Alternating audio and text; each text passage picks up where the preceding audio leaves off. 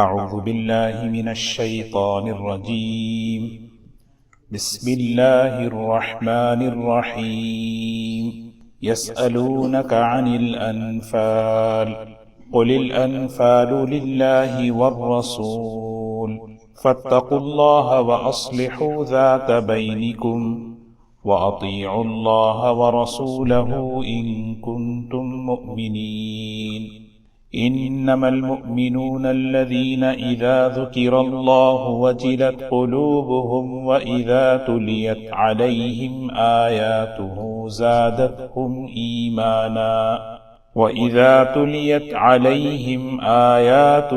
زادتهم إيمانا وعلى ربهم يتوكلون.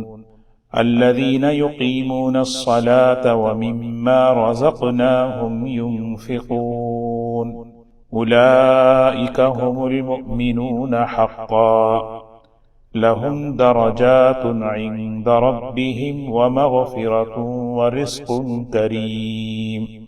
كما أخرجك ربك من بيتك بالحق وإن فريقا من المؤمنين لكارهون يجادلونك في الحق بعدما تبين كأنما يساقون إلى الموت وهم ينظرون. وإذ يعدكم الله إحدى الطائفتين أنها لكم وتودون أن غير ذات الشوكة تكون لكم ويريد الله أن يحق الحق بكلماته ويقطع دابر الكافرين ليحق الحق ويبطل الباطل ولو كره المجرمون. صدق اللہ العظیم. سورہ انفال کی یہ 8 آیات تلاوت کی گئی. گزشتہ مجلس میں سورہ انفال کا مختصر سا خلاصہ آپ کی خدمت میں عرض کیا گیا.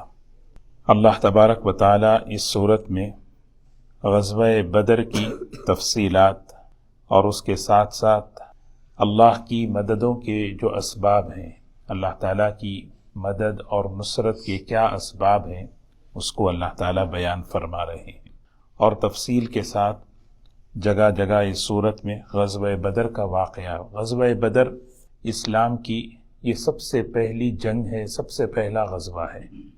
حق اور باطل کے درمیان، کفر اور ایمان کے درمیان، ضلالت اور ہدایت کے درمیان سب سے پہلا جو معرکہ ہے، وہ معرکہ جو ہے وہ غزوہ بدر ہے.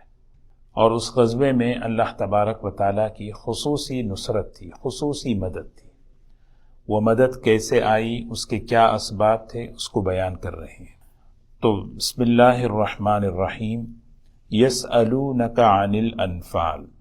اس غزوے میں جب غزوہ ختم ہوا، جنگ ختم ہوئی، مال آیا. مال جو ہے 3 قسم کا ہوتا ہے غزوے میں. ایک مال انفال، مال غنیمت، مال فیء. اس کے احکامات ہیں. تو مال حاصل ہوا تو اس موقع پر آپس میں صحابہ اکرام میں اختلاف کی ایک شکل آئی کہ کس کا کتنا حصہ ہے، کس کا کتنا حصہ ہے. تو اللہ تبارک و تعالی اس بات کا جواب دے رہے ہیں، اور اس کے ضمن میں اللہ تعالی ہمیں کئی نصیحتیں اور کئی سبق دے رہے ہیں. وہ ہمیں جو ہے نا بہت ہی غور سے سن کر اس کو اپنی عملی زندگی میں لانا ہے. یسألونک عن الانفال، جیسے میں نے گزشتہ کہا، انفال نفل کی جمع ہے.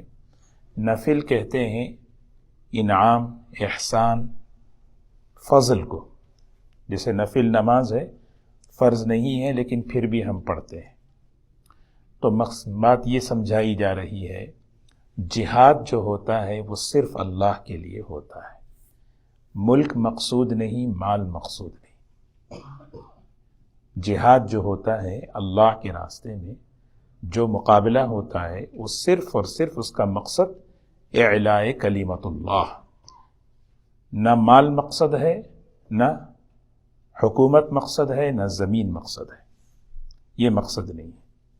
اسی لیے پہلے زمانے میں جب غزوے کے بعد پچھلی قوموں میں مال آتا تھا تو حکم تھا اس قوم کو، اس نبی کو، کہ مال کو جو ہے ایک پہاڑ پر رکھ دو، آسمان سے آگ آتی اس مال کو کھا جاتی، اور وہ اس بات کی علامت تھی کہ آپ کا جو غزوہ تھا وہ قبول ہو گیا۔ اگر غزوے میں کوئی ایسی چیزیں ہوئی جس سے اللہ تعالیٰ اس عمل کو پسند نہیں کر رہے تو وہ مال آسمان سے آگ نہیں آتی تھی اور وہ مال ایسے ہی پڑا رہتا تھا، گویا وہ مال مردود، اللہ تعالیٰ نے اس کو دھتکار دیا، ہمارے عمل میں کچھ کمی ہوئی جس کی وجہ سے اس مال کو اللہ نے قبول نہیں کیا۔ یہ پچھلی قوم پیغمبروں کی شریعت میں یہ تھا۔ حضور اکرم صلی اللہ علیہ وسلم نے حدیث میں فرمایا، مسلم شریف کی روایت ہے، فضلت علی الانبیاء بخمس، اور ایک روایت میں بست، کہ اللہ تبارک و تعالیٰ نے مجھے تمام نبیوں کے مقابلے میں مجھے 5 چیزوں پر فضیلت دی ہے جو کسی اور نبی کو اللہ نے نہیں عطا فرمائی۔ اس میں کئی 5 باتیں آپ نے بیان فرمائی۔ ایک بات یہ بھی ہے کہ پوری زمین کو میرے لیے مسجد بنا دیا، پاک کر دیا، کہ بس جہاں چاہے آپ تیمم کرو، نماز پڑھو۔ نماز پڑھنے کے لیے بس جگہ کا پاک ہونا ضروری ہے، مصلی بچھانا، کارپیٹ بچھانا یہ تو بعد کی چیز ہے، یہ بعد میں آئی ہے۔ مسجد نبوی میں بھی جو ہے مصلی نہیں تھا، مسجد نبوی میں وہاں پہ کوئی چٹائی بھی نہیں تھی، صحابہ سجدہ کرتے تو سر پیشانی پہ مٹی لگتی تھی۔ ایک صحابی نے اس کو صاف کیا، حضور اکرم صلی اللہ علیہ وسلم نے فرمایا رہنے دو۔ تو اللہ کے رسول صلی اللہ علیہ وسلم کے زمانے میں مسجد نبوی میں بھی کیا تھا، نماز پڑھنے کی جگہ وہاں پہ کوئی چیز بچھائی نہیں جاتی تھی۔ تو ہمیں بھی سفر میں کبھی اس طرح نماز کا وقت آ جائے، ہمیں اس میں پریشان نہیں ہونا ہے کہ میرے پاس مصلی نہیں ہے، جائے نماز نہیں ہے، بس زمین ہے، اتنی بڑی نعمت اللہ نے حضور اکرم صلی اللہ علیہ وسلم کو بطور ہدیے کے عطا فرمائی، تو بس بھائی کہ میں جس جگہ پاک ہو کافی ہے، بس جگہ پاک ہونا، یہ کنفرم کر لیں یہ جگہ پاک ہے، کوئی اس میں ظاہری طور پہ کوئی گندگی نظر نہیں آ رہی۔ اگر کوئی گندگی پڑی ہوئی ہو، سورج کی گرمی لگ کر وہ صاف بھی ہو جاتی ہے، تو بس نماز پڑھ لے۔ تو اس میں ایک چیز یہ ہے، نصرت بالرعب، حضور اکرم صلی اللہ علیہ وسلم نے فرمایا 2 مہینے کی مسافت کی دوری پر میرا رعب، میری ہیبت لوگوں کے دلوں میں اللہ نے ڈال دی۔ جب آپ بادشاہوں کو خطوط لکھا کرتے تھے، بادشاہ آپ کے وہ خط دیکھ کر کانپ جاتے تھے، ایران کا بادشاہ، قیصر، یہ سب جو ہے اس خط کو دیکھ کر ہیبت طاری ہو جاتی تھی۔ تو حضور اکرم صلی اللہ علیہ وسلم فرماتے ہیں، احلت لی الغنائم، اللہ تعالیٰ نے میرے لیے مال غنیمت کو حلال کیا ہے۔ یہ مال غنیمت جو ہے میرے لیے حلال ہوا ہے، میرے سے پہلے جتنے پیغمبر آئے ہیں ان پر کسی پیغمبر، کسی نبی کو، کسی نبی کی قوم کو مال غنیمت حلال نہیں تھا، استعمال کرنے کی اجازت نہیں تھی۔ غزوے کے بعد کچھ آ جاتا، پہاڑ پہ رکھ دو، آسمان سے آگ آ گئی، خوش ہو جاتے، اے اللہ تیرا شکر ہے ہمارا غزوہ قبول ہو گیا۔ تو یہاں پر یہ بات بتائی جا رہی ہے، یہ لوگ آپ سے جو سوال کرتے ہیں، جو غزوے میں، جنگ میں مال ملا ہے، وہ کس کا ہے؟ وہ کس کا ہے؟ سب سے پہلے نیت درست کرائی جا رہی ہے کہ ہمیشہ اعلاء کلمت اللہ، غزوہ جو ہوتا ہے، جہاد جو ہوتا ہے، مقابلہ جو ہوتا ہے، اس کا مقصد صرف اور صرف کیا ہے؟ اللہ۔ اس میں اپنا نفس بھی شامل نہیں۔ مشہور قصہ ہم سنتے ہیں حضرت علی رضی اللہ تعالی عنہ کا، کہ دشمن آپ کے سینے پہ بیٹھ گیا، آپ دشمن کے اوپر بیٹھ گئے تھے، اس نے جو ہے نا تھوک دیا آپ پہ، غصہ آیا تو آپ بس ہاتھ اٹھا دیے تو فوراً رک گئے۔ اس نے پوچھا کیوں؟ پوری طرح آپ نے تو مجھے قابو کر لیا تھا۔ تو حضرت علی رضی اللہ عنہ نے فرمایا، تجھے مارنے میں میرا غصہ شامل تھا، میرا نفس شامل تھا، اور ہم جو تم سے مقابلہ کر رہے تھے اس میں صرف خلوص اللہ کے لیے کر رہے تھے۔ وہ عمل دیکھ کر وہ ایمان میں داخل ہو گیا۔ تو یہ تربیت کی تھی حضور صلی اللہ علیہ وسلم نے صحابہ کرام کی. تو یہ بات بتائی جا رہی ہے، قل کہہ دیجئے الانفال للہ، الانفال للہ. ہمیشہ ذہن میں رکھنا، مال اس کی اصل ملک اللہ ہے. مالک کون ہے؟ اللہ ہے، کسی بھی شکل میں. اب ہمیں 3 باتوں کی یہاں پر تعلیم دے رہے ہیں. پہلی آیت میں 3 باتیں ہیں جو یوں سمجھیے اپنی ذاتی زندگی میں اللہ کی مدد کو لینے کی، یعنی کیا کہتے ہیں، ماسٹر کی ہے. اگر آپ اللہ کی مدد کو اپنے کاروبار میں، اپنے گھر میں، اپنے معاملے میں اگر ہم لینا ہے، یہ ماسٹر کی ہیں 3 چیزیں. ان 3 کے بغیر نہیں آئے گی بات. اب وہ 3 چیزیں کیا ہیں؟ اب وہ ان کے ضمن میں بتا رہے ہیں. فاتقوا اللہ واصلحوا ذات بینکم واطیعوا اللہ ورسولہ ان کنتم مؤمنین. یہ ماسٹر کی ہے. یہ جو ہے نا، اس سے جو ہے دروازہ کھلتا ہے اللہ کی مدد کا. ہاں، یہ اسباب نصرت ہیں. سب سے پہلی بات کیا ہے؟ فاتقوا اللہ. کیا بات ہے یہاں پر؟ گزشتہ بات عرض کی گئی، مال کو بنیاد بنا کر آپس کے معاملات اور آپس کے تعلقات میں بگاڑ پیدا مت کرو. اللہ سے ڈرو. فاتقوا اللہ، اللہ سے ڈرو، اللہ سے ڈرو.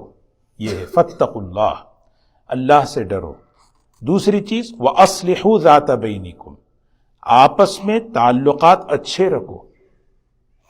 اب یہاں مال آیا کون سا؟ غزوے کا. چاہے وہ مال غزوے کا ہو، چاہے وہ مال وراثت کا ہو، چاہے وہ مال بزنس کا ہو.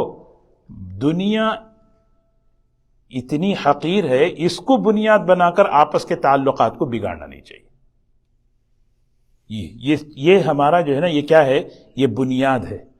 آپس کے تعلقات یعنی آپس کا جوڑ، آپس کی اجتماعیت، دونوں میں جوڑ ہے. فاتقوا اللہ واصلحوا ذات بینکم. سمجھ رہے؟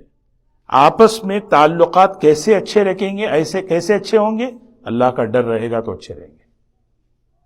میاں بیوی میں تعلقات کیسے اچھے ہوں گے؟ اللہ کا ڈر ہوگا تو اچھے ہوں گے. اگر ڈر اٹھ گیا نا تو پھر جو ہے نا زیادتیاں ہوں گی. 2 پارٹنر آپس میں تعلقات اچھے کیسے رکھیں گے؟ اللہ کا ڈر ہوگا تو دونوں کی پارٹنرشپ صحیح چلے گی. جی، ایک ادارے میں سب مل کر کیسے چلیں گے؟ اللہ کا ڈر ہوگا تو سب جو ہے نا، بھائی اللہ پوچھنے والا، اللہ کے سامنے کھڑے ہونا ہے، اللہ کو جواب دینا ہے. کوئی پوچھے نہیں پوچھے، I don't care who are you, نہیں ہے. اللہ کے سامنے کھڑے ہونا ہے، اللہ کو جواب دینا ہے. اللہ پوچھیں گے. فاتقوا اللہ واصلحوا، یہ دونوں جوڑ ہیں. چاہتے ہو جوڑ، چاہتے ہو اجتماعیت، چاہتے ہو آپس کا جوڑ، اس کی بنیاد تقویٰ ہے. فاتقوا اللہ واصلحوا ذات. لیکن جب ہم آپس میں مل کر رہتے ہیں، پرابلم تو آتے رہیں گے. گھر میں، دوستوں میں، بھائیوں میں، چاہے وراثت کا مال ہو، چاہے تجارت کا مال ہو، کوئی بھی ہو، پرابلم آئیں گے نہیں. اس کے لیے کیا ہے؟ وَأَطِيعُوا اللَّهَ وَرَسُولَهُ. یہ سلوشن ہے. اس کا یہ سلوشن نہیں ہے کہ کورٹ کو جاؤں. اس کا یہ سلوشن نہیں ہے کہ میں جو ہے نا اس سے لڑوں. اس کا یہ سلوشن نہیں ہے کہ میں اس سے بات بند کر دوں. اس کا سلوشن یہ ہے اطیعوا اللہ واطیعوا الرسول. نہ تم میری مانو، میں نہ تمہاری مانوں گا. جو اللہ اور اس کے رسول صلی اللہ علیہ وسلم کہیں گے اس کو مان لوں گا. یہ تینوں جو ہے نا، میں نے شروع میں عرض کیا، ماسٹر کی ہیں. جی، سب سے بڑی بنیاد آپس کا جوڑ. بھائی اللہ تعالیٰ کی مدد آئی ہے تمہارے اوپر، اس مدد سے تم جیتے ہو، اور وہ مدد کے بعد جو ہے نا تمہیں مال ملا ہے، حضور اکرم صلی اللہ علیہ وسلم کی برکت سے ملا ہے. پہلے تو جو ہے نا کسی نبی کی امت کو نہیں ملا کرتا تھا. اب جب ملا ہے تو پھر اب جو ہے نا اس مال کو بنیاد بنا کر آپس میں جو ہے نا میرا کتنا تیرا کتنا، وراثت میں مال ملتا ہے. بڑے گھر کے بڑے کا انتقال ہوا، وراثت میں آیا، تیرا کتنا میرا کتنا. بھئی اللہ نے جو ہے نا تقسیم کر دیا. یوصیکم اللہ فی اولادکم للذکر مثل حظ الانثیین. اللہ تقسیم کر رہے ہیں. جب اللہ تقسیم کر رہے ہیں، بہن کو جائے، بھائی کو جائے، جتنا جائے وہ اللہ کی تقسیم ہے. اللہ تعالیٰ کیسے تاکید سے کہہ رہے ہیں وصیۃ من اللہ، فریضۃ من اللہ. کیسا جملہ دیکھیں، یہ اللہ کی تاکید ہے، یہ اللہ کا مقرر کیا ہوا ہے. اور کیسے مقرر کریں اللہ؟ کیونکہ اس کے بعد اللہ نے صفت کیا لائی؟ واللہ علیم حکیم، تم سے زیادہ اللہ کا علم ہے، اور اللہ تعالیٰ حکمت والے ہیں، وہ جانتے ہیں کس کو کتنا دینا. تو آج کل جو ہے نا، مال کو بنیاد، مال جیسے وراثت کا مال ہے اس کو بنیاد بنایا، تجارت کا مال ہے اس کو بنیاد بنایا، اور اس کو بنیاد بنا کر آپس کے معاملات بگاڑ لیے، آپس کے تعلقات بگاڑ لیے. اللہ کی مدد اڑ گئی، گھر سے اٹھی، ادارے سے اٹھی، بزنس سے اٹھی. اللہ خود قرآن میں کہتے ہیں، سورہ صاد کی آیت ہے، وَإِنَّ كَثِيرًا مِّنَ الْخُلَطَاءِ لَيَبْغِي بَعْضُهُمْ عَلَى بَعْضٍ. اکثر پارٹنر ایک دوسرے پہ ظلم کرتے ہیں. اللہ کہہ رہے ہیں یہ پارٹنرشپ کا جو معاملہ ہے، وَإِنَّ كَثِيرًا مِّنَ الْخُلَطَاءِ، اکثر پارٹنر جو ہے نا زیادتی ہی کرتے ہیں. آگے فوراً فرمایا إِلَّا الَّذِينَ آمَنُوا، مگر جس میں ایمان ہوتا ہے نا، اللہ پر یقین ہوتا ہے، وہ پارٹنر دوسرے پارٹنر کے ساتھ بزنس میں زیادتی کرنے سے ڈرتا ہے، بچتا، کیونکہ اللہ پوچھے. تو یہاں تین چیزیں ہمیں ذہن میں رکھنا ہے. سب سے پہلی اصول کیا ہے؟ آپس کا جوڑ، آپس کی اجتماعیت. گھر میں مال کو بنیاد بنا کر اختلاف مت کرو، تو پھر اور دوسری چیز رہی کیا؟ مسائل کو بنیاد بنا کر اختلاف مت کرو، جھگڑو نہیں. دیکھیے دو چیزیں ہیں، اختلاف الگ چیز ہے، مخالفت الگ چیز ہے. اختلاف الگ چیز ہے. ہاں، اختلاف فقہی مسائل میں اختلاف، جب بیٹھ کے مشورہ کرتے ہیں رائے میں اختلاف. گھر میں ایک ماں باپ کے 5 بچے ہیں، آپس میں رائے میں اختلاف. اختلاف کوئی چیز، یہ اختلاف یہ ہمارے معاشرت کا حسن ہے. لیکن مخالفت، یہاں یہ بات مخالفت کی ہو رہی ہے، دل میں اندر ہی اندر رکھنا. کیوں؟ کیا وجہ ہے؟ وجہ اس کی یہ ہے کہ جب تم کسی چیز کو بنیاد بنا کر مخالفت کرو گے کسی سے، جو کچھ تم کما رہے ہو سب برباد کر رہے ہو. ایک طرف سے کما رہے، ایک طرف سے برباد کر رہے. کما رہے کیسے؟ کما رہے نیکیوں کے ذریعے، اعمال کے ذریعے، صدقے کے ذریعے، زکوٰۃ کے ذریعے، خوب نیکیاں کما رہے ہیں. اور مخالفت ہونے کی وجہ سے غیبت بھی کر رہے ہیں، حسد بھی کر رہے ہیں، اس سے جو ہے نا نفرت بھی دل میں پالے ہوئے ہیں، کینہ بھی پالے ہوئے ہیں، اندر ہی اندر بغض کر رہے ہیں. ادھر کما رہے ہیں، ادھر خرچ کر رہے ہیں، ادھر بالکل. اسی لیے حضور اکرم صلی اللہ علیہ وسلم نے فرمایا، آپس کا جھگڑا، آپس کا بگاڑ یہ دین کو مونڈ دیتا ہے.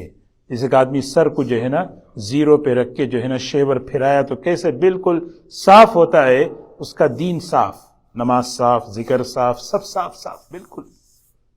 اللہ اسی لیے حضور صلی اللہ علیہ وسلم قرآن میں کتنی آیتیں ہیں، صلح، آپس میں جڑ کر رہو، آپس میں گھریلو معاملات میں، دوستوں کے معاملات میں، معاشرے کے اندر. لا خیر فی کثیر من نجواہم الا من امر بصدقۃ او معروف او اصلاح بین الناس. حضور صلی اللہ علیہ وسلم ایک مرتبہ نماز آپ مسبوق ہو گئے، مسبوق یعنی آپ امام نہیں بن سکے، نہیں تھے، آپ کی تکبیر اولیٰ آپ کی چھوٹ گئی، آپ جو ہے نا آپ کی رکعتیں چھوٹ گئی. کیوں؟ امت کو بتایا، معلوم ہوا کمیونٹی میں کوئی آپس میں جو ہے نا کیا ہے، وہاں پہ گڑبڑ ہے، معاملات ان کے جھگڑے ہوئے ہیں. تو آپ چلے گئے، جا کر ان کے درمیان صلح کرائے، صفائی کرائے، آپ ان کو سمجھاتے رہے. اسی لیے صلح صفائی کتنی اہمیت دیکھیں. اور جب واپس آئے تو نماز کا وقت ہوا تو نماز کو یہ پڑھا رہے تھے، آپ ان کے پیچھے کھڑے ہو کر نماز پڑھ لی. تو یہ اہمیت بتائی جا رہی ہے. تو یہ تینوں باتیں ہمیں ذہن میں رکھ لینا. سب سے پہلی چیز، اے لوگوں دیکھیے نا، جان اور مال کس کی ہے؟ اللہ کی دی ہوئی ہے.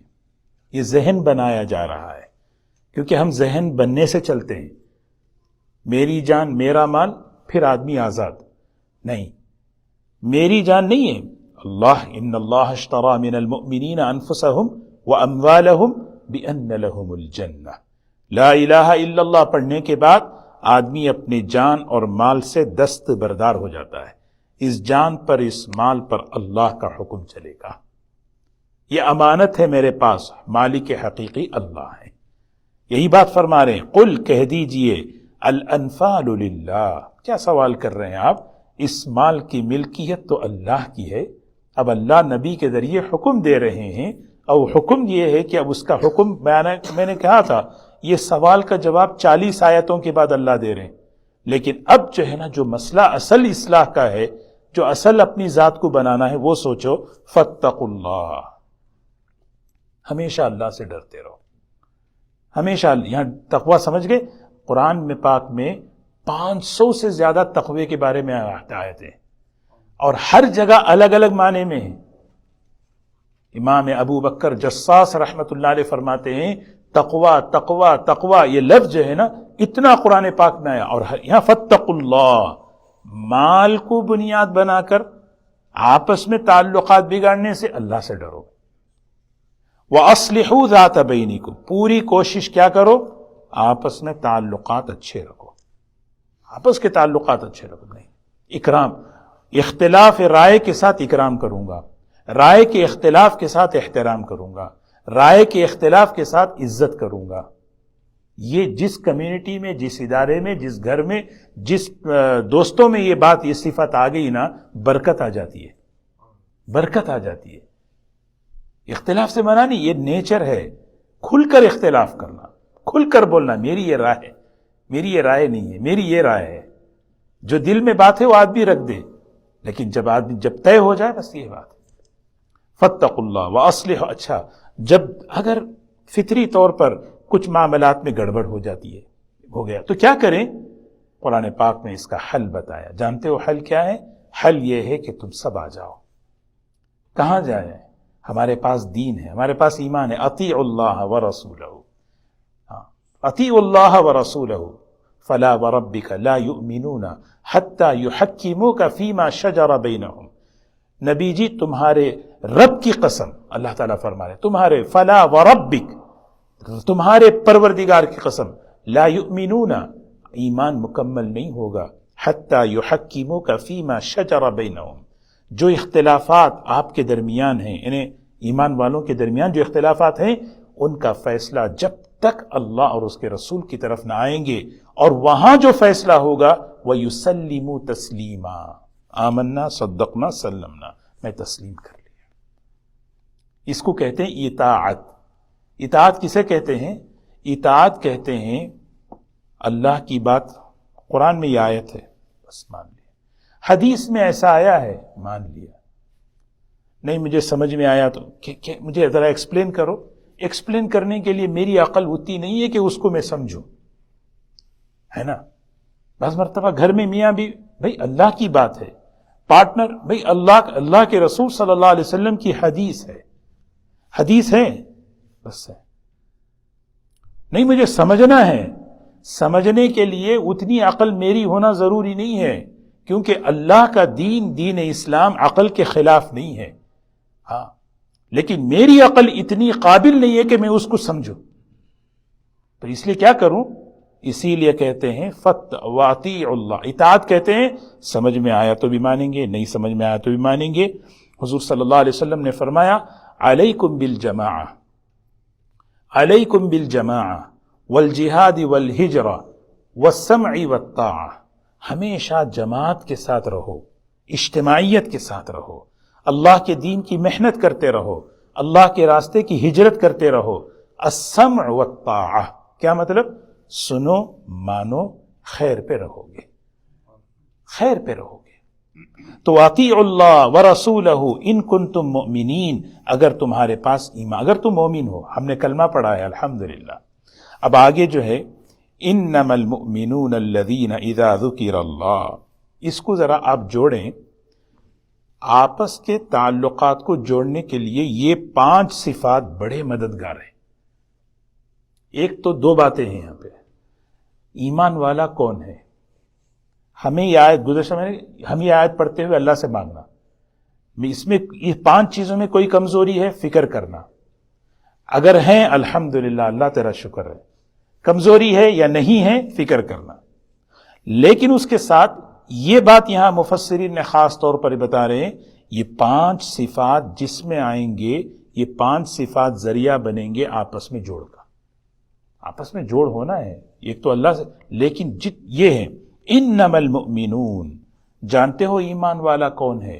ایمان والا وہ ہے الذین اذا ذکر اللہ، جب اس کے سامنے اللہ کا تذکرہ کیا جائے، جب اس کے سامنے قرآن پڑھ کر سنایا جائے، کوئی اختلاف ہے، کوئی مسئلہ ہے، قرآن کی آیت ہے، قرآن میں آیت ہے، حدیث میں یہ ہے، کون پڑھ رہے؟ واقعی اہل علم سنا رہے، ہاں کہ بھئی کہ جو قرآن سیکھا ہے وہ سنا رہا ہے، جو حدیث سیکھا ہے وہ سنا رہا ہے، بھئی تمہارے پرابلم کا یہ حل ہے، اذا ذکر اللہ وجلت قلوبہم، محبت اور عظمت میں اس کا دل کب کب آ جائے، وجلت وبشر المخبتین، اللہ تعالیٰ ایک جگہ کہتے ہیں بشر، خوشخبری سنا دو، المخبتین، مخبتین کہتے ہیں جن کے دل نرم ہو چکے ہیں، اخبات، کون ہے وہ؟ الذین اذا ذکر اللہ وجلت قلوبہم والصابرین علی ما اصابہم والمقیم الصلاة ومما رزقناہم ينفقون، اللہ تعالیٰ کہہ رہے ہیں یہ 4 صفات والے مخبت ہیں، مخبت کے معنی ان کے دل اتنے نرم ہیں، اتنے نرم ہیں، جب ان کے سامنے اللہ کا ذکر کیا جائے، اللہ کا تذکرہ سنایا جائے، اللہ کے کسی حکم کو سنایا جائے، اللہ نے کہا وجلت، ڈرنا کا مطلب دیکھیں نا، ایک جگہ قرآن پاک میں ہے الا سنو بذکر اللہ تطمئن القلوب، دلوں کا اطمینان اللہ کے ذکر میں ہے۔ اب آپ سوچیں گے سکون بھی ڈر بھی کیسے ایک دل میں ہوگا؟ اللہ کہہ رہے ہیں اللہ کے ذکر میں سکون ہے۔ اب یہاں اس آیت میں اللہ کے ذکر کپ کپانا، ارے کپ کپایا تو سکون کیسے؟ سکون ہے تو کپ کپائے گا کیوں؟ مفسرین یہاں فرماتے ہیں خوف اللہ کا، اللہ کی عظمت، اللہ کی جو عظمت، جو اللہ کا جو ڈر ہے، وہ عظمت، وہ ڈر اس میں سکون لاتا ہے، یہ اس میں ہے، یہ سانپ کا ڈر نہیں ہے، سانپ سے ڈرو بھاگو، دل میں کپ کپا اللہ۔ اسی لیے حضور صلی اللہ علیہ وسلم پریشانی آ جاتی تو آپ نماز کی طرف، مسجد کی طرف کھڑے ہو جاتے، اللہ کو یاد کرتے، اللہ دل میں سکون ڈال دیتا۔ ہمیں بتایا پریشانی ہو اللہ کو یاد کرو، اللہ سکون ڈالے گا۔ وجلت قلوبہم وَإِذَا تُلِيَتْ عَلَيْهِمْ آيَاتُهُ، جب ان کے سامنے اللہ کی آیتیں پڑھ کر سنائی جائیں، اللہ تعالیٰ کی آیتیں پڑھ کر سنائی جائیں، آیتوں سے مراد آیتیں، اللہ کے دین کی باتیں، زادتہم ایمانا، ان کے ایمان کو کی تقویت، ان کا ایمان بڑھتا ہے، ایمان بڑھتا ہے، اعمال بڑھتے ہیں، اعمال بڑھتے ہیں، ایمان کی حلاوت، مٹھاس بڑھ رہی ہے، اللہ اکبر، انشراح ہو رہا ہے۔ انشراح سمجھتے ہیں؟ انشراح کو انگلش میں کیا کہتے ہیں؟ بالکل دل سے آدمی مطمئن ہو رہا ہے، اللہ کیسی بڑی بات اللہ نے فرمائی، واقعی صحیح بات ہے۔ انشراح کے معنی کسی بات کو دل کے اطمینان کے ساتھ تسلیم کر لینا، کسی بات کو دل کے بہت اطمینان کے ساتھ، یہ زادتہم ایمانا وعلی ربہم یتوکلون، ایمان والا وہ ہے جو اللہ پر بھروسہ کرتا ہے۔ آپ یہ تینوں باتوں کو ذرا اوپر سے جوڑیں، مال سے جوڑیں۔ آپ مال میں گڑبڑ اس وقت ہوتی ہے جب آدمی کو اللہ پہ بھروسہ کم ہوتا ہے۔ مال میں یعنی مال کمانے میں جھوٹ بولنا، مال کمانے میں جھوٹ بولنا، مال کمانے کے معاملے میں معاملات میں گڑبڑ۔ معاملات میں گڑبڑ کی بنیاد کیا ہے؟ معاملات میں گڑبڑ کی بنیاد یقین کی خرابی ہے۔ یقین کی خرابی کا مطلب رزاق اللہ ہے تو پھر میں کیوں کسی کے مال کو اپنا ہڑپ کروں؟ جب اس کا یقین بنے گا رزاق اللہ ہے، میرے مقدر کا رزق اللہ مجھے دے گا ہر حال میں، تو آدمی کے معاملات صاف ہوتے ہیں، معاملات صاف ہوتے ہیں۔ تو توکل یہاں یہی ہے، وَمَا لَنَا أَلَّا نَتَوَكَّلَ عَلَى اللَّهِ، میں کیوں اللہ پہ بھروسہ نہ کروں؟ کیوں نہیں اللہ پہ بھروسہ کروں؟ تو وَعَلَىٰ رَبِّهِمْ يَتَوَكَّلُونَ، ایمان والا جو ہے نا اللہ پہ بھروسہ کرتا ہے، اور اللہ پہ بھروسہ اتنا ہوتا ہے، مال کے معاملے میں جھوٹ نہیں بولتا، مال کے معاملے میں بدگمان نہیں ہوتا، مال کے معاملے میں کسی کا حق دباتا نہیں، کسی کا حق دباتا نہیں، کیونکہ اس کو اللہ پہ بھروسہ ہے، اور اللہ پہ بھروسہ کم ہوتا ہے تو پھر مال پہ بھروسہ ہو جائے گا۔ الذین یقیمون الصلاۃ، وہ ایمان والے وہ ہیں جو نماز قائم کرتے ہیں۔ ایمان کی علامت کیا ہے؟ نماز ہے۔ ایمان کی علامت، آدمی اگر اپنے ایمان کو دیکھنا ہے تو اپنے اعمال کو جائزہ لے۔ نماز سب سے بڑی علامت نماز ہے، اور نماز قائم کرنا، نماز قائم کرنا۔ وَمِمَّا رَزَقْنَاهُمْ يُنْفِقُونَ، جو ہم نے دیا اس میں سے خرچ کرتے، جو ہم نے دیا اس میں سے۔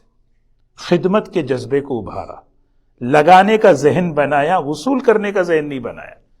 سمجھ رہے نا؟ کیسا ملے کیسا ملے کیسا ملے، نہیں، کیسا لگاؤں کیسے لگاؤں کیسے لگاؤں۔ وَمِمَّا رَزَقْنَاهُمْ يُنْفِقُونَ، اللہ نے جو دیا لگاؤں، اللہ نے جو دیا لگاؤں، کیسے لگاؤں، کہاں لگاؤں، کہاں لگاؤں، کیوں لگاؤں؟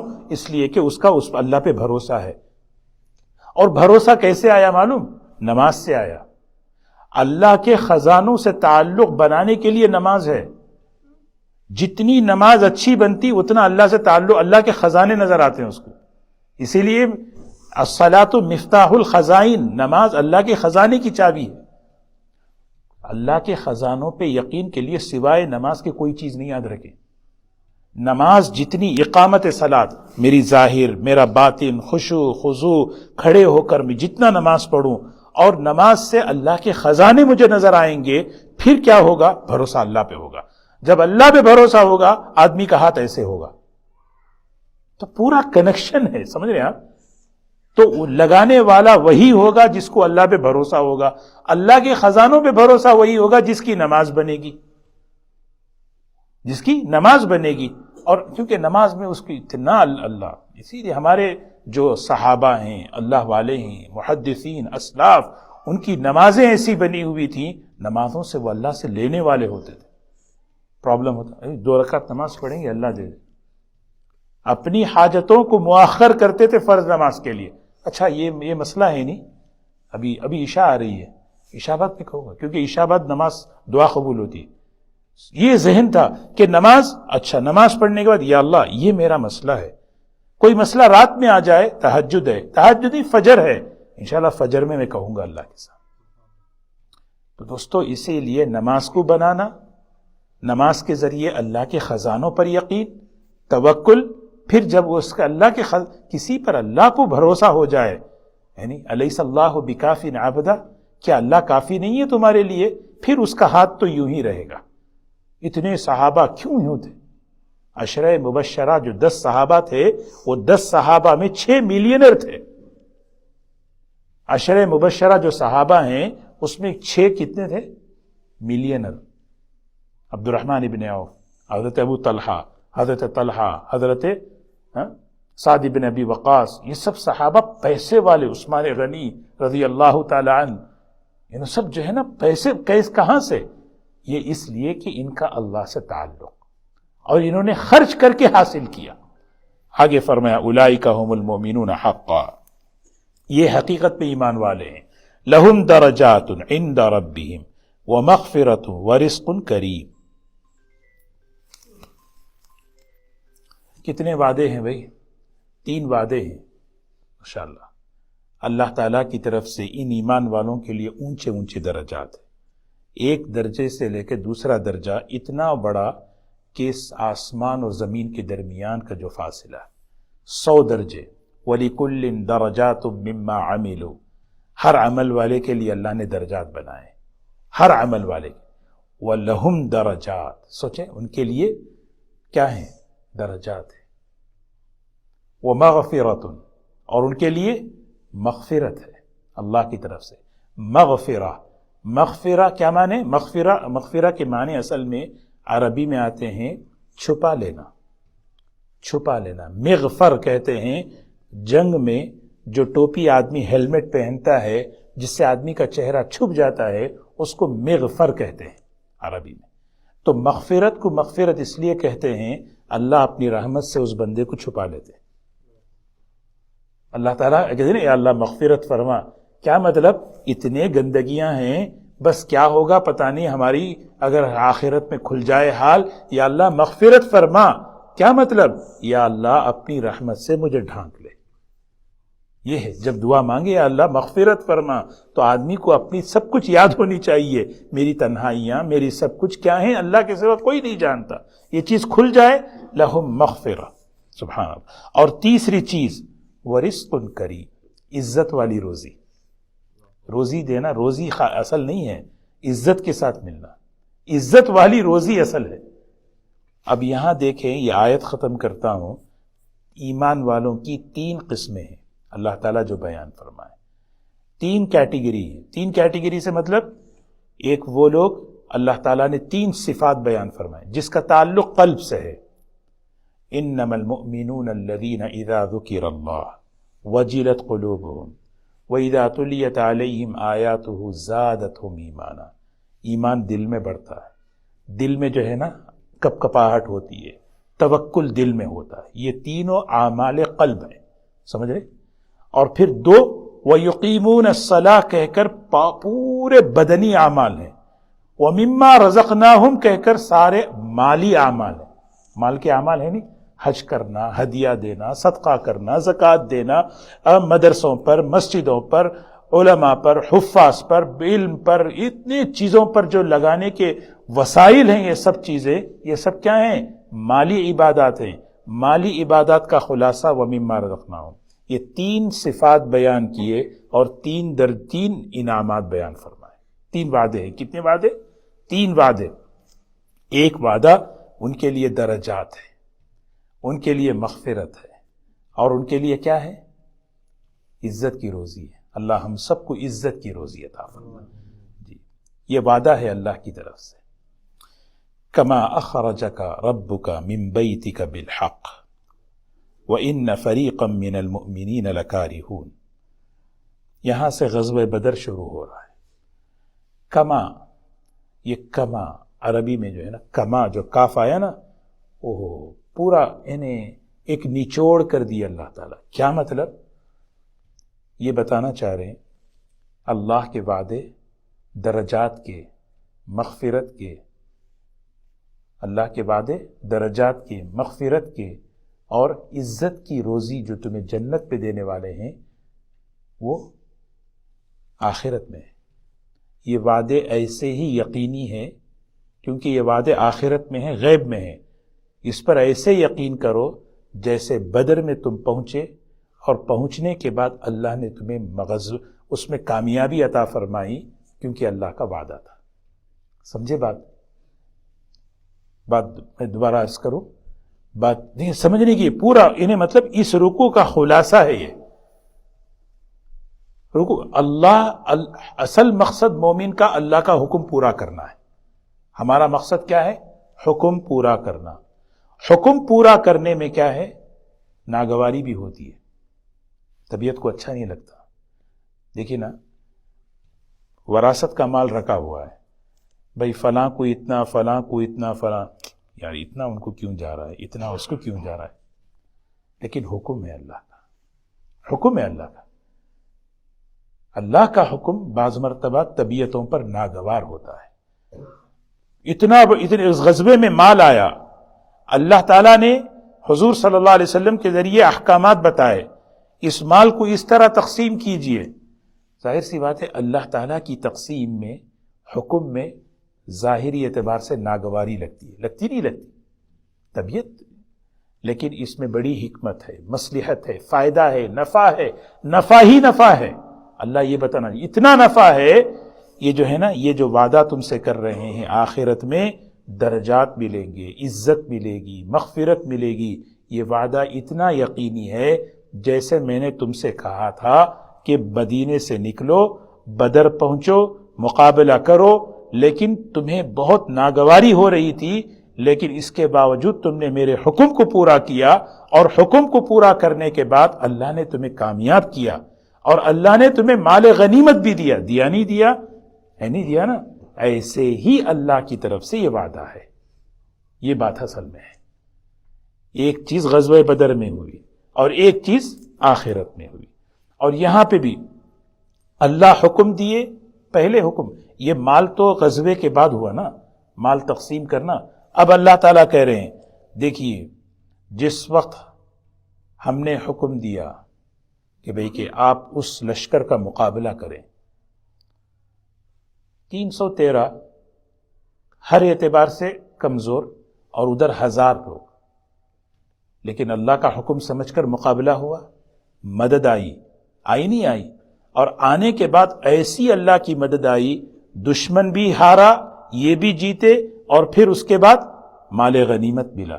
جس طرح اس حکم کے پورا کرنے میں تمہیں فائدہ ہوا، یہ مال کی تقسیم میں بھی ہمارے حکم کو فالو کرو، اس میں تمہیں بڑا نفع ملے گا. یہ صرف ان کے لیے نہیں، ہمارے لیے بھی ہے. وراثت کے مال میں بھی برابر اللہ کے حکم کو تقسیم کریں، بھائی ہونے کے اعتبار سے، بیٹا ہونے کے اعتبار سے جتنا ملے گا اس میں اللہ برکت دیں گے. حق کے ساتھ اگر لیں گے اللہ برکت دیں گے، ناحق اگر لیں گے پھر ختم. ست خصال من الخیر، حدیث میں آتا ہے خیر و برکت کی 6 خصلتیں ہیں. خیر و برکت کی کتنی؟ 6 خصلتیں ہیں. اس میں ایک خصلت کیا ہے؟ ترک المراء وانت محق، جھگڑا چھوڑنا حق پر رہتے ہوئے. جھگڑا چھوڑنا حق پر رہتے ہوئے، یعنی حق پر ہوں میں، لڑ سکتا ہوں، لے سکتا ہوں، حاصل کر سکتا ہوں، چھوڑ دیا، اب برکت ہی برکت، خیر ہی خیر. یہ وعدہ ہے. اب اس وعدے پر یقین کیسے کرنا ہے؟ اللہ تعالیٰ بتا رہے ہیں بدر میں میرا حکم مان کر تم گئے تھے، دشمن میں کامیابی ملی، مال بھی ملا، ایسے ہی آخرت کے وعدے میں بھی جو ہے نا، آخرت کے وعدے پر بھی یقین کرو، اور دنیا میں بھی مال کے تقسیم کرنے میں میرے اوپر یقین کرو. یہ ہے ان آیتوں کا خلاصہ. اب ترجمہ دیکھیں. کما، جیسا کہ اخرجک ربک من بیتک بالحق، آپ کے رب نے آپ کو نکالا آپ کے شہر سے. آپ کے رب نے نکالا ہے، رب نے نکالا. رب کا ایک ایک چیز غور کر. رب جو کچھ اللہ کرتے ہیں تربیت کے لیے کرتے ہیں، اسی لیے یہاں صفت رب لائے.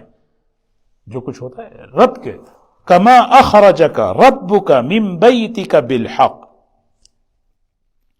آپ کے پروردگار نے آپ کو آپ کے شہر سے نکالا. کہاں سے؟ مدینہ منورہ سے. کیوں نکالا؟ آپ کو گزشتہ مجلس میں جو میں نے پورا واقعہ بتایا وہ ذہن میں رکھیں کہ ابو سفیان کا لشکر جو ہے نا 50,000 دینار کلٹ کر کے مسلمانوں سے مقابلہ کرنے کے لیے، ہتھیار لینے کے لیے، بزنس کے لیے شام گئے. وہاں سے وہ ادھر سے نکل گئے، اور جب واپسی کی اطلاع ملی تو روکنے کے لیے حضور صلی اللہ علیہ وسلم نکلے تھے حضور صلی اللہ علیہ وسلم. تو وہی کہہ رہے ہیں اور نکلے. یہاں پہ بڑی عجیب بات، اخرجک ربک من بیتک بالحق، آپ جو نکلے مدینہ منورہ سے کوئی دشمنی کی وجہ سے نہیں، مال حاصل کرنے کے لیے نہیں،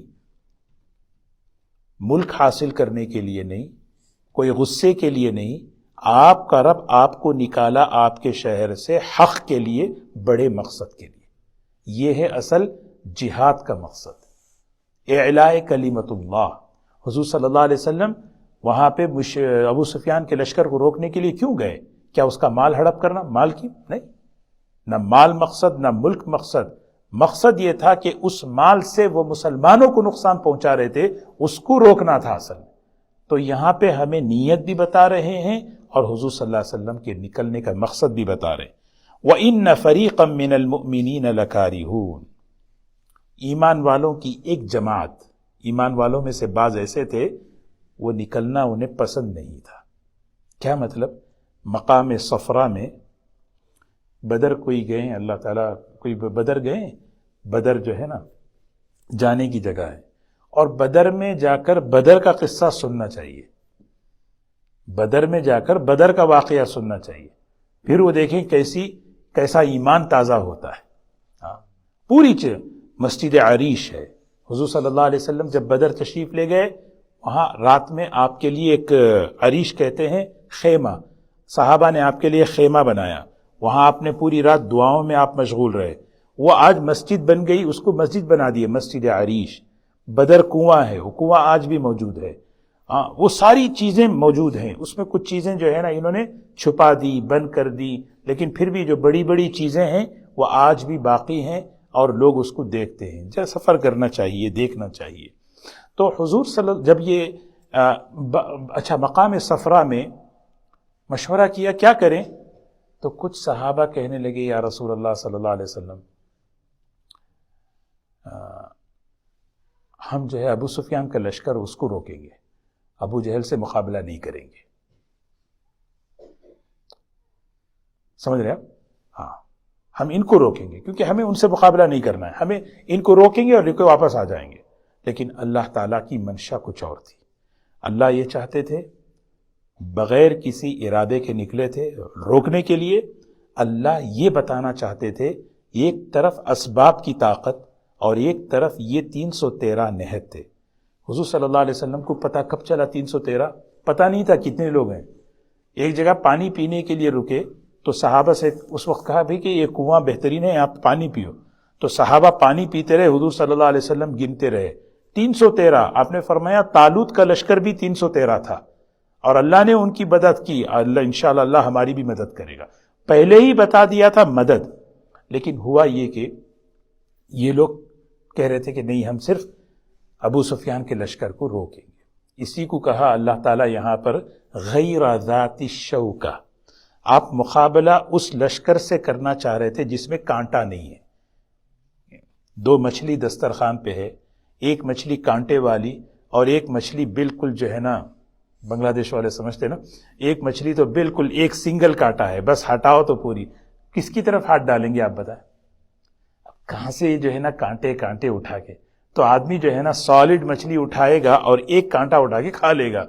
تو یہ کچھ صحابہ اکرام کی یہ رائے تھی، صحابہ کھل کے رائے دیے یا رسول اللہ صلی اللہ علیہ وسلم، انسان کی فطرت ہے کہ بھئی 2 میں سے آسان جو چیز ہے اس کو لے گا، ہم ان کو روک لیں گے، ابو سفیان کو، ابو جہل کو چھوڑو، اس کا مقابلہ بھی نہیں کریں گے، واپس آ جائیں گے، وہ چلا جائے گا۔ لیکن اللہ کا ارادہ یہ تھا، اللہ یہ چاہتے تھے قیامت تک یہ بتائیں کہ اللہ کی مدد اور نصرت کیسے ہوتی ہے۔ یہ اسباب کی قلت اور کمی کے ساتھ جب یہ نکلے، ان کے ساتھ تقوی، صبر، رونا، اللہ کی دعائیں ان کے ساتھ تھی، تو اللہ کی مدد کیسے تھی وہ اللہ بتا رہے۔ ہمارا فیصلہ تو کچھ اور ہو چکا تھا، وہی تذکرہ ہے۔ یجادلونک فی الحق، وہ آپ سے جو ہے نا اختلاف کر رہے تھے حق کے معاملے میں، بعدما تبین، ایک بات واضح ہو چکی تھی، ایک بات صاف ہو گئی تھی، ہمیں لڑنا ہے ابو جہل سے بھی، کیونکہ وہ آ گیا۔ کأنما یساقون الی الموت، تمہیں ایسا لگ رہا تھا کہ موت کی طرف کھینچے جا رہے ہیں، وہم ینظرون، اور موت کو دیکھ رہے ہیں۔ اور یاد کرو اس وقت کو جس وقت کے اللہ تعالیٰ نے وعدہ فرمایا تم سے، 2 جماعتیں، ایک ابو سفیان کی، ایک لشکر، ایک ابو جہل، 2 جماعتوں میں سے ایک پر تمہیں فتح دیں گے۔ اللہ کا وعدہ ہو گیا، یہ 2 جماعتیں آ رہی ہیں، ایک پر تو تمہیں فتح ملے گی۔ جب یہ وعدہ ہوا تو کچھ لوگ کیا کہنے لگے، تودون ان غیر ذات الشوکہ، یہ کانٹے والا جو لشکر نہیں ہے وہ ہم چاہتے ہیں۔ کون سا؟ ابو سفیان والا۔ ہاں، تکون لکم، یہ ہو جائے تمہارا، تم یہ چاہتے تھے، لیکن ویرید اللہ، اللہ کی پلاننگ، اللہ کا ارادہ، اللہ کا ارادہ دیکھو۔ بعض مرتبہ آدمی جنگ میں ہو کر سوچتا کچھ اور، اللہ کا کچھ اور ارادہ ہوتا ہے۔ اللہ کا ارادہ کیا تھا؟ یحق الحق بکلماتی ویقطع دابر الکافرین، اللہ چاہتے تھے، اللہ کا ارادہ یہ تھا حق کو ثابت کیا جائے اپنے فیصلے سے اور کافروں کی جڑوں کو ختم کر دیا جائے۔